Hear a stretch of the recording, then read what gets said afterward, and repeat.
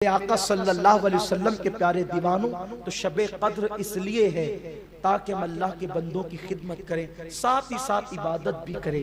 اور آپ نے سنا کہ شب قدر میں اگر کوئی اتنی بھی عبادت کر لے کہ جتنی دیر بکری کا دودھ دویا جاتا ہے تو اللہ اس کی بھی مغفرت فرماتا ہے، بلکہ جو عشاء کی نماز با جماعت پڑھ لے اور فجر کی نماز با جماعت پڑھ لے، اللہ تبارک و تعالی اس کو بھی پوری رات عبادت کرنے کا ثواب عطا فرماتا ہے۔ اور کتنا ثواب عطا فرماتا ہے؟ 1000 مہینے سے بہتر ثواب عطا فرماتا ہے۔ لیکن یاد رکھو، اپنی گفتگو ختم کرتے ہوئے عرض کروں، شب قدر میں سب سے بڑی عبادت اللہ کی مخلوق کی خدمت کے بعد یہ ہے کہ رب کی بارگاہ میں اپنے گناہوں سے توبہ کی جائے، اللہ کی بارگاہ میں معافی طلب کی جائے، کیونکہ مغفرت بڑی چیز ہے۔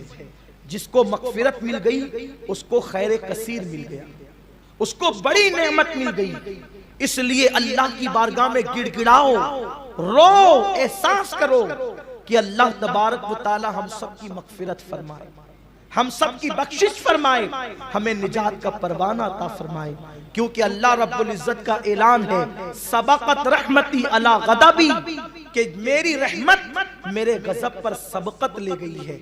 اللہ رب العزت کی بارگاہ میں جب بندہ معافی طلب کرتا ہے تو اللہ اس کو صرف معافی نہیں کرتا، بلکہ اللہ رب العزت اس کے گناہوں کو بھی نیکیوں میں تبدیل فرما دیتا ہے۔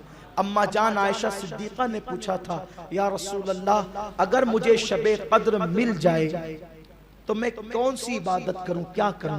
تو میرے آقا نے فرمایا تھا، اگر تجھے شب قدر مل جائے عائشہ تو اس رات کو اللہ کی بارگاہ میں اپنے لیے مغفرت طلب کرنا، اللہم انکا عفو تحب العفو فاعف عنی، یہ دعا کرنا ترمذی شریف کی حدیث ہے۔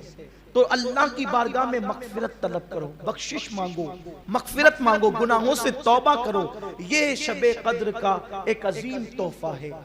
لیکن یاد رکھیں، ہمارا حال تو یہ ہے کہ لوگ شب قدر کے اندر یا تو سونے میں گزار دیتے ہیں، یا لہو و لعب میں گزار دیتے ہیں، یا عبادت سے دوری میں گزار دیتے ہیں، کچھ لوگ تو بیٹھے بیٹھے گزار دیتے ہیں۔ ایسا نہ کریں، شب قدر کا خاص خیال کریں، اور شب قدر میں کلمہ شریف کا ورد کریں، لا الہ الا اللہ کثرت سے پڑھیں، لا حول ولا قوت الا باللہ کریں۔ اب عوام بہت کنفیوز ہوتی ہے کہ شب قدر ہے کون سی رات؟ 21 ہے، 23 ہے، 25 ہے، 27 ہے، 29 ہے۔ اتنی آسان ہے شب قدر، اتنی آسان ہے کہ انشاءاللہ اگر آپ توجہ کریں گے تو آپ کو شب قدر کا پتہ مل جائے گا۔ کسی نے کہا 21 ہوتی ہے، کسی نے کہا 23 ہوتی ہے، کسی نے کہا 25 ہوتی ہے، کسی نے کہا 27 ہوتی ہے، کسی نے کہا 29 ہوتی ہے۔ اقوال جتنے بڑھتے جاتے ہیں لوگوں کا کنفیوژن اتنا بڑھتا جاتا ہے۔ لیکن آئیے، میرے آقا سرکار غوث العظم دستگیر نے جو بتایا شب قدر، میں وہ آپ کو بتا دوں۔ سرکار غوث پاک فرماتے ہیں، جس دن تو دل کی گہرائی سے اللہ کی عبادت کر، جس دن تو دل کی گہرائیوں سے، جس شب تو دل کی تہ سے اخلاص کے ساتھ اللہ کی عبادت کر، بس وہی رات تیرے لیے شب قدر۔ شب قدر کیا ہے؟ جس رات تو نے دل سے اللہ کو پکار لیا وہی تیرے لیے شب قدر ہے۔ باقی عوام کو اور معاملات میں الجھنے کی ضرورت نہیں، لوگ اتنا الجھا رہے کہ یہ ہے، یہ ہے، یہ ہے، سارے اقوال اپنی جگہ ہے۔ ارے شب قدر میں بھی دل غافل ہے تو کیا شب قدر ملی؟ سرکار غوث پاک فرماتے ہیں، جس دن تیرا دل حاضر ہے اور خلوص دل سے تو اللہ کو پکار رہا ہے، تجھے شب قدر مل گئی۔ اس لیے کہ جس دن تو اللہ کو پکارتا ہے دل کی گہرائیوں سے، پھر اللہ تجھے 3 مرتبہ، ایک مرتبہ تو پکارتا ہے، 3 مرتبہ اللہ تیری پکار پہ لبیک کہتا ہے۔ اسی لیے تو حضرت امام زین العابدین جب حج کا احرام باندھتے ہیں تو پہلی مرتبہ لبیک کہتے ہیں تو بے ہوش ہو کر زمین پہ گر جاتے، دوسری مرتبہ لبیک کہتے ہیں پھر بے ہوش ہو کے زمین پہ گر جاتے، تیسری مرتبہ لبیک کہتے ہیں پھر بے ہوش ہو کے زمین پہ گر جاتے۔ لوگ کہتے ہیں آپ پوری لبیک ہی نہیں پڑھ پا رہے ہیں، لبیک اللہم لبیک لبیک لا شریک لک لبیک ان الحمد والنعمت لک والملک لا شریک لک. یہ پوری لبیک ہے لیکن وہ پڑھ نہیں پا رہے. لبیک کہتے زمین پہ گر کے بے ہوش ہو جاتے. کون؟ سید العابدین، زین العابدین، کریم ابن کریم، سید ابن سید، سخی ابن سخی، ولی ابن ولی، علی ابن علی. ان کا نام بھی علی، ان کے دادا کا نام بھی علی.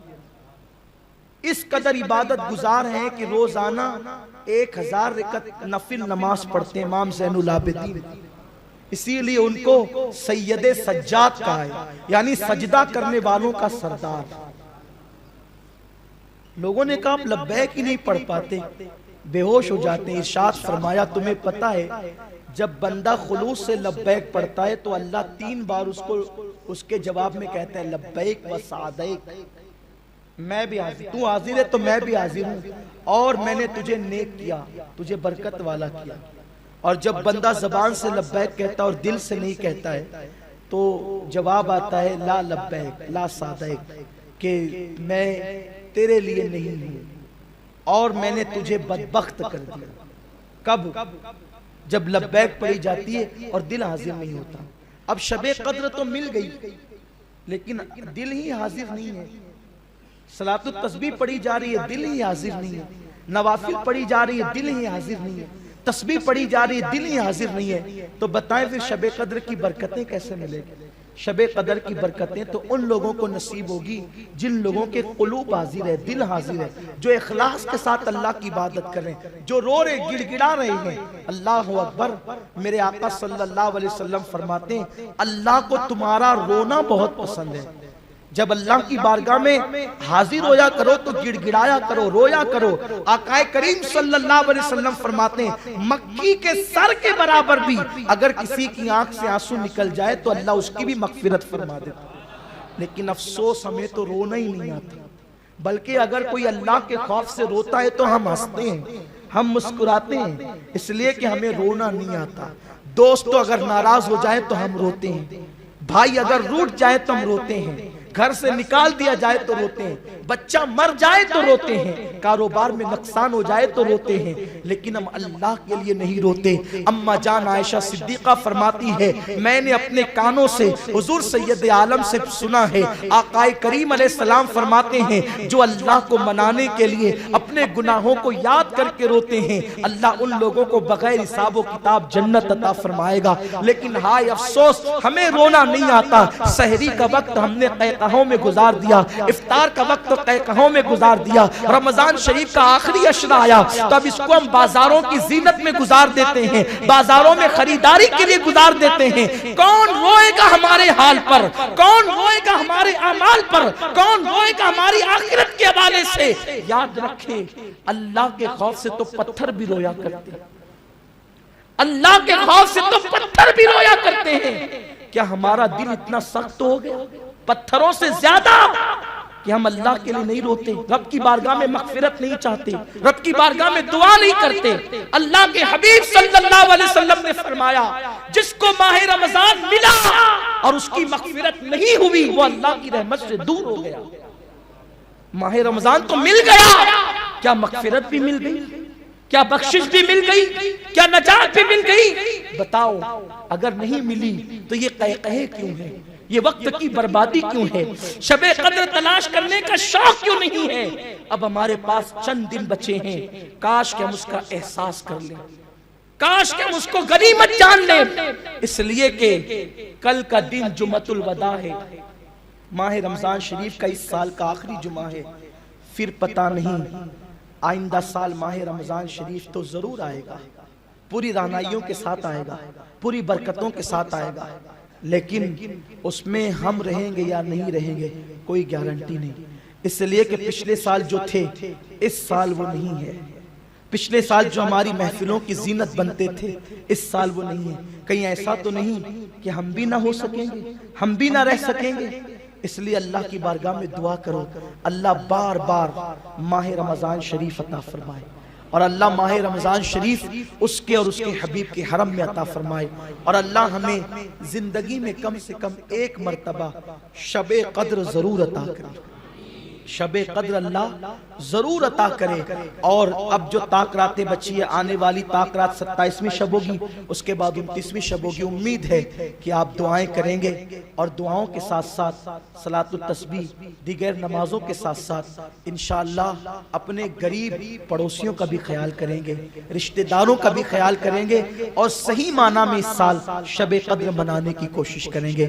اللہ پاک دوران گفتگو اگر کوئی غلطی ہو گئی ہو، اپنے پیارے حبیب